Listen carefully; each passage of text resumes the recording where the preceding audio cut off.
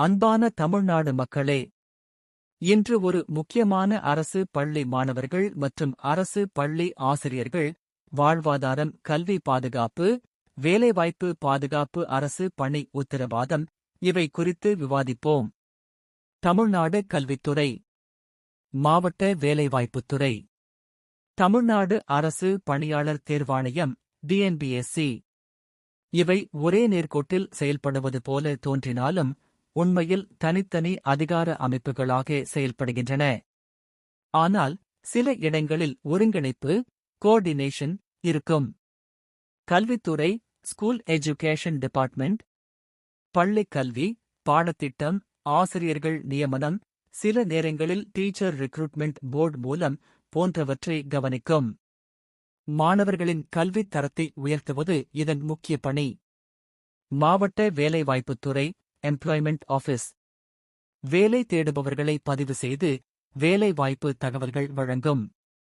அரசு வேலைகளில் சில பழைய முறைகளில் சீனியாரிட்டி லிஸ்ட் மூலம் பரிந்துரை செய்தது இப்போது குறைந்துவிட்டது. Career guidance, training, skill development போன்ற பணிகளும் செய்கிறது. TNPSC Tamil Nadu public service commission group 1, group 2, group 4 போன்ற அரசு வேலை தேர்வுகளை நடத்தும் முக்கிய அமைப்பு. அரசு துறைகளில் அதிகாரிகள், ஊழியர்கள் நியமனம் இதன் மூலம் நடக்கும். முழுமையாக சுயாதீன இண்டிபெண்டன்ட் கான்ஸ்டிடியூஷனல் பாடி. முக்கிய வேறுபாடு: அமைப்பு, பணி, அதிகாரம். கல்வித்துறை கல்வி நிர்வாகம், அரசு துறை வேலைவாய்ப்புத்துறை வேலை தகவல் பதிவு, அரசு துறை டிஎன்பிஎஸ்சி அரசு வேலை தேர்வு. சுயாதீன அமைப்பு இவை ஒரே பாதையா? இல்லை, மூன்றும் தனித்தனி அதிகார அமைப்புகள். ஆனால் ஒரே இலக்கு: மக்கள் முன்னேற்றம், வேலைவாய்ப்பு.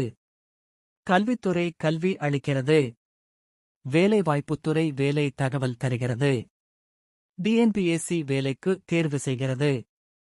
அதனால் இவை ஒரே அமைப்பு அல்ல, ஒரே எக்கோசிஸ்டம் ஆகஸ்ட் வேலை செய்கின்றன. எளிய எடுத்துக்காட்டு: ஒரு மாணவர் கல்வித்துறையில் படிக்கிறார், வேலைவாய்ப்புத்துறையில் பதிவு செய்கிறார், டிஎன்பிஎஸ்சி தேர்வு எழுதுகிறார்.